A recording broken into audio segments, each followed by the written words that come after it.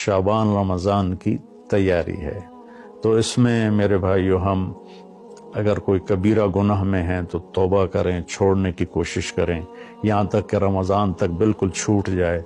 کسی سے لڑے ہوئے ہیں تو منانے صلح کی کوشش کریں یہاں تک کہ رمضان تک صلح ہو جائے۔ کسی کا حق مارا ہوا ہے تو اس سے جا کے دینے کی طاقت ہے تو فوراً دے دیں، ورنہ معافی مانگ کے کہیں بھی میں آہستہ آہستہ ادا کر دوں گا۔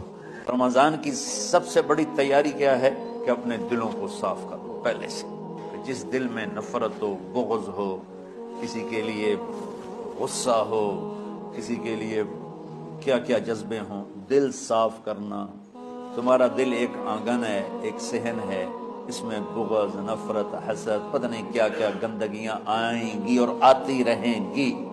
بچوں ایک کام کرو، جھاڑو پکڑ لو، صاف کرو۔ یا اللہ معاملہ تجھ سے کرنا ہے، لوگوں سے نہیں۔